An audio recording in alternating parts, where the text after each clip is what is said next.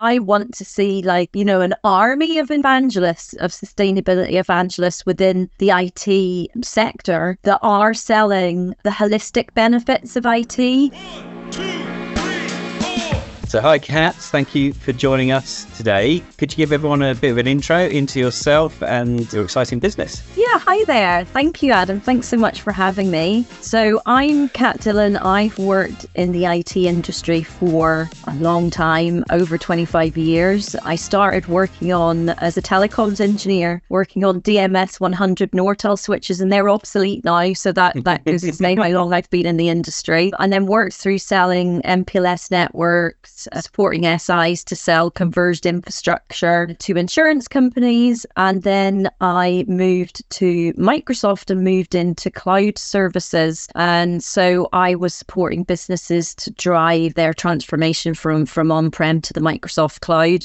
And I was there for over 5 years. And during my time there, Microsoft made the announcement in 2019 that they were going to be, by 2030, carbon negative, water positive, and zero waste by 2030. And they made further moonshot announcement that they were going to remove all of their historical carbon since inception, so since their company started in 1975. So for me, that was a really, really proud day, and for everybody really that worked at Microsoft. So at that time, we were like, right, what can we do as staff to kind of support other staff members and educate them in sustainability, and also support Microsoft customers around sustainability? And so I was one of the founding members of our employee resource group that was the sustainability team. And quickly, I realized that this was my passion, and it was something that I wanted to do for 100% of my job. So, and I think as any parent as well, I'm really passionate about preserving the world's resources for my 3 kids and for future generations. And I would say that's relevant to a lot of parents. So I joined then at the tail end of last year, Pathway to Carbon Zero, and I'm working with some similar passionate,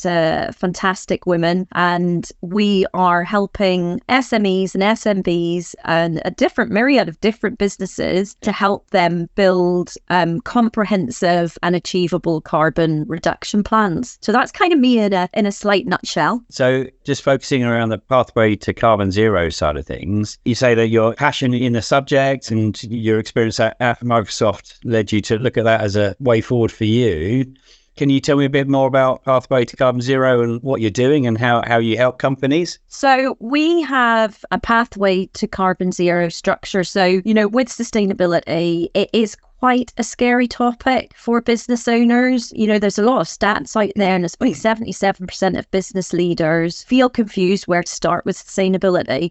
So at Pathway to Carbon Zero, we want businesses to build compelling plans that achieve incremental benefits in terms of reducing their carbon. So we get them to sign up to our pathway, get started, get on the journey, sign up to us. And then what we do is we take them through a gap analysis. So it looks at the whole of their business from a governance, from a leadership perspective, from a social and environmental perspective. And we give them a score across those metrics. And sit and understand, really look, what are the big drivers for you as a company? What do you want to go and achieve? And it's different for different businesses dependent upon their industry, right? Could be talking to a financial services company to make sure that they are building an ethical brand, and that they're looking at their financial advisors that are going out to see their clients to make sure that they are working in a carbon efficient way. So in the way that they travel to their appointments, in how they leverage and utilize technology in a carbon efficient way. We work with freight companies that's looking at, in a long-term plan is, transferring their fleet to EV, but in the short term is like, what can they do to make carbon savings across their business? And we've helped them educate their drivers in how they drive more efficiently and more safely, but they reduce their petrol costs, but also reduce their carbon footprint by driving in that more efficient way. So we do a whole myriad of things. So we do the gap analysis, we provide a company with a score, and we support then that company to build a relevant action plan that's going to drive incremental and achievable success. And the biggest challenge that we see with the organizations that I ran roundtables at Microsoft, and we had this from our large systems integrators to our smaller MSPs, data is the biggest challenge. So gathering that data and having a benchmark to start from, because if we don't help them have that benchmark, they can never really transparently look at the initiatives that they implement to see if there's improvements from a year-on-year basis. So we get them signed up to Pathway to Carbon Zero. We do the gap analysis. We help them build an action plan. We support them in gathering their data and setting that benchmark, and we support and help and educate employees within an organization. So we run carbon literacy training where you will attend our workshops and you get an accreditation at the end of it, a carbon literacy accreditation. And then also we will then provide a report. So to look at over 6 month and a year period, what change has been driven with that in that organization and where is making the biggest and the most impact. So you might, like I was talking about the freight company, you might have a long-term plan of changing your fleet to EV, but where's the low-hanging fruit that's going to drive quick change? And it's going to be the easiest to implement. So that's kind of in a nutshell what we do and how we support businesses. I love the example of the driver training as a way of hitting it head on there. That's really good. Is there any other examples of strategies that you've implemented to help people reduce their carbon emissions? It's effectively looking at the operations. So scope 1 and scope 2 is what carbon that you emit directly and indirectly from your operations. Are you looking at renewable energy? Moving all of your energy to renewable companies is a really good first start. We've worked with some companies going like, where's your water supply coming from? They haven't even known where the water supply is coming from. Then they find that they've been paying for a leak for years. And then they find that they've been paying, because they're in a shared building, that they're paying for other companies that are sharing that building's water. So we're driving the efficiencies around water consumption, but also driving that kind of reduction in your bottom line and your costs as we're in the middle of an energy crisis and costs are going up. Building that sustainability strategy and really taking a step back and looking across the whole of your operations really does help save costs and drive efficiencies. Replacing a boiler, which we've seen with some companies, it's 30% carbon reductions. Looking at, how your building is draft proofed to make sure then you don't necessarily need heating on. Looking at like how you use lighting, a lot of companies would leave their lights on weekends, so putting timer switches on.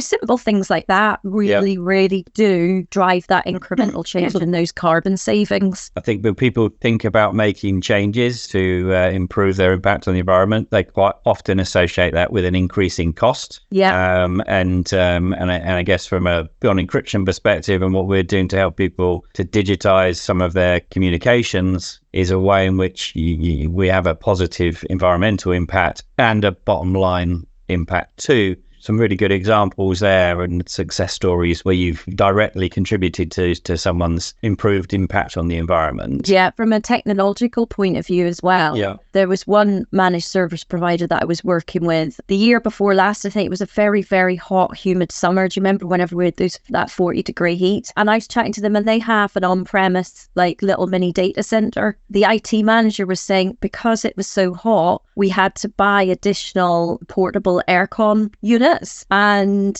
he said we're having to have staff man the aircon because the aircon would then fill up with water.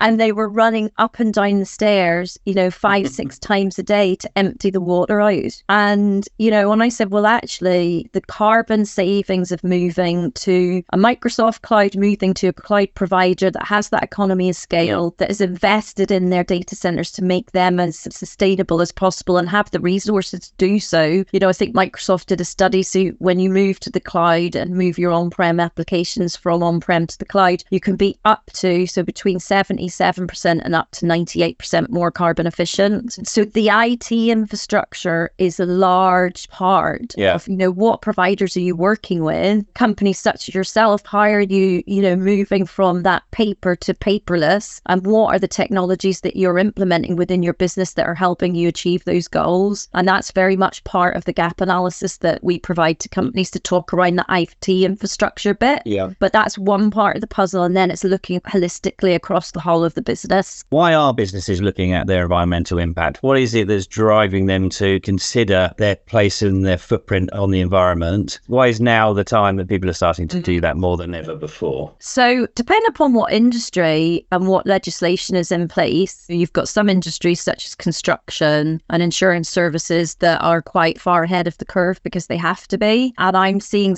now companies across all industries look at this because, one, we're all personally experiencing the impact of global warming. It's all coming closer to home now, and we're seeing that the environmental impact of the actions that we take. The government have set that pledge of 2050. They want all businesses to be net zero. So that's really prevalent in the media at the moment. But a study Microsoft did, actually 69% of businesses are not going to hit net zero by 2050. And it's predominantly reflective of the businesses that are in the SME sector and SMB sector, which is about 99.9% of businesses in the UK. So there's a massive opportunity for businesses to get ahead of this. And I would say, the reasons why some business leaders are looking at it are going, right, this is the right thing to do. This is morally, they might have their kids coming home from school and going, well, Daddy and Mummy, I've done sustainability today. What are you doing? And it's making them think differently about their business. They're looking now at seeing the business benefits. So I think I talked about it in terms of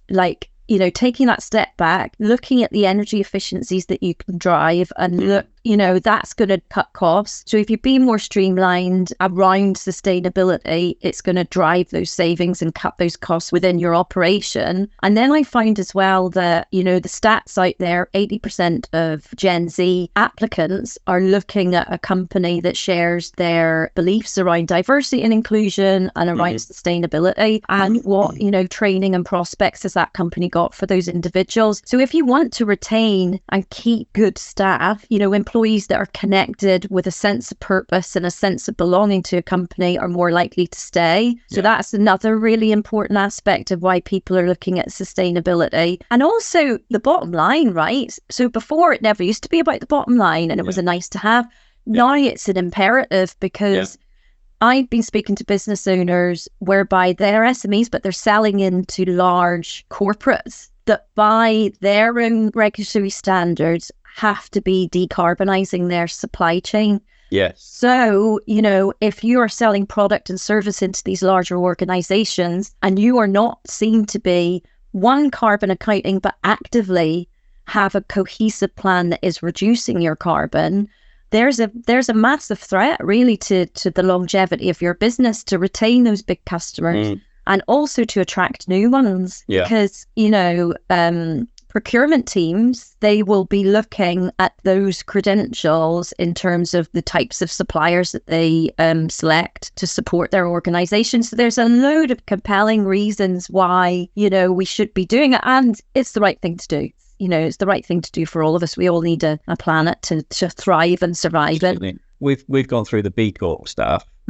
How does what you do compare with that? Is it something where, because it's quite an overhead, the whole B Corp it's intense process. Is that, couldn't imagine doing it for a large company. We provide services like from the high street, so from the chip shop up to, I think our sweet spot really is maximum 150 people organization. Because really then that is, there's additional complexity with that. So we will tailor the program to meet the business needs of that organization. So it's not a massive overhead and it doesn't feel like, it's something we've got to do all of the time. It's something actually that they get behind and they get galvanized and they get excited about. And one of the things that I think is imperative to the success of any strategy is, one, getting the leadership team buy-in, but also getting the employee buy-in and making sure that there's employee resource groups that are connected, that have given feedback in terms of actually what is most relevant to me as a worker within my department, within this organization, that's going to drive sustainability outcomes. So it's actually getting them to be part of the solution, to agree that strategy. Because a lot of, some companies might go, well, we've built a strategy and then it sits and nothing ever gets implemented. But I think if you bring everyone along across the whole of the business on the journey,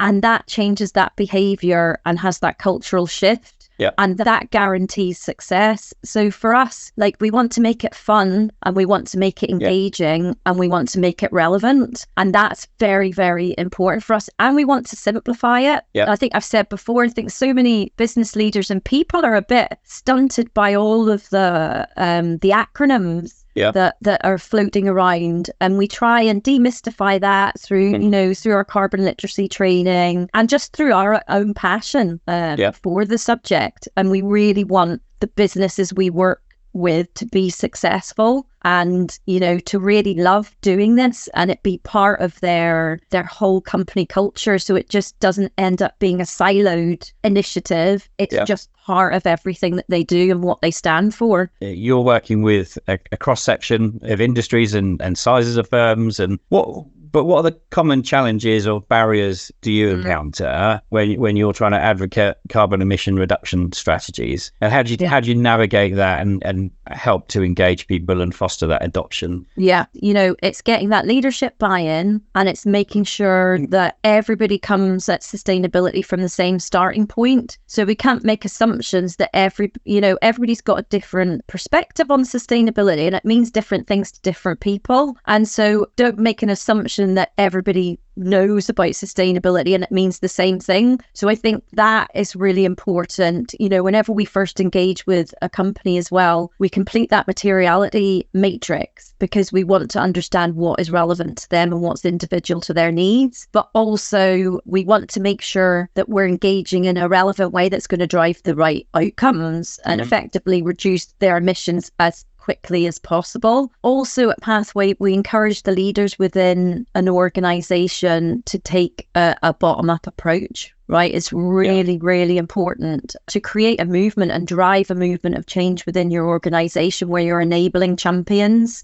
and employees to be those champions that keep everybody honest. And then checking back, okay, it's great to do all of these things, but it's making sure that there's healthy check-ins, that is transparent in the feedback of what's worked well and what hasn't worked. Because then you revise the plan and then you build a better one. So we always say at Pathway, it's a never-ending journey. It's a circle because you're always looking at refinements, you're always looking at improvements. There's so much, technology that's coming down the line that's going to support businesses with all of the advancements in AI that you need to be constantly keeping ahead of it and looking at, right, well, what's next? Where can we innovate and what can we do? So I think that's a very important aspect, and celebrating the successes. So I find a lot of business leaders are very worried. The legislation's coming in the EU about greenwashing around certain products. So there is that fear factor of, oh my gosh, well, we don't really want to say anything because we're so worried about greenwashing and getting it wrong. But I think when you've started, you've started on the pathway, you've got your plan in place and you're executing it and you're measuring, that is something to make sure that you're shouting about. And we provide stamps to businesses for you to then and a carbon policy for that business to be able to then communicate to multiple stakeholders about the great work that they're doing. So Kat, if we look at the role of IT consultancy firms and consider how they operate and how they can be an army of positive fighters for the environment, how do you think they have to change in order to help achieve that? Yeah, it's an interesting one because I've worked with Microsoft managed service providers, and you've got great credentials when selling the Microsoft cloud around the carbon savings and all the great sustainability metrics that sit within that. And there's not really many salespeople talking about it. Now, for me, I think there's one reason is maybe that company themselves aren't reducing their carbon. So they want to, be able to be authentic and relevant is whenever they're talking to their customers and leading with that. So I think there's that one aspect that company should get, on the pathway, or, start looking at that and putting those policies in place internally. I want to see an army of evangelists, of sustainability evangelists within the IT sector that are selling the holistic benefits of IT, which is what is the environmental impact of the services that I'm selling to you, Mr. Customer, and how does that meet your ESG goals, Mr. Customer. They're selling as a trusted advisor into different parts of the business, and it's not necessarily just the IT manager talking about, keeping the lights on, etc. It's about how do we implement this service across, like we used to say at Microsoft, all the rooms of the house, across the whole of the business. And that I feel like is the utopian view of how an IT salesperson should be helping transform the whole of their customer's business. So they end up selling technology on a basis of a force for good rather than just a nice to have. And it does all those great things of driving efficiencies, etc. But it's looking at it from a sustainability lens. That would be my preference of how salespeople go and sell. But of course, that's all then tied into the comfort of being able to talk about sustainability and getting that carbon literacy training, having those workshops internally, business leaders investing in the education piece of their sales teams and everybody across their business. If there was one thing that you would suggest that any company could and should do to start them down the road of considering their sustainability and making change for good, what would be the one small change that you would say, nothing else, do this? Work with Pathway to Carbon Zero. Well, and I say that in a jest, but actually work with somebody outside your organization to come and support you and give you advice, because I always think it's good to get different perspectives. So that would be one thing. I would say, there's going to be maybe 2 or 3 things here. Put together a steering group. You will have passionate people within your organization, but you just haven't asked that question. I gave the example of when Microsoft had made the announcement and around these fantastic targets that they were going to meet in 2030. It galvanized us all as individuals to go, right, what can I do? How can I support my company? And you'll be surprised that if you set these targets, you will get a team of people that sit underneath that are so passionate about it, that really want to help the company be successful. So I think it's work with an outside organization, set some moonshot targets, but get a steering group together to set some achievable short-term initiatives that support you to get to that long-term. Those would be my takeaways. And so how does anyone get hold of Pathway to Carbon Zero? Yeah, so you can contact me. I can send you maybe you can get up on the screen my contact details, but it's Catherine Dillon, CatherineDillon at pathwaytocz.com. And we have our website, Pathway to Carbon Zero. So just do a little search of us and we'll come up. But please get us on LinkedIn as well. We're here to give you advice and support, and it would be exciting to engage. Well, that's great. Thank you for spending the time and telling us more about the business. Thank you for having me. Thank you. It's been a real pleasure.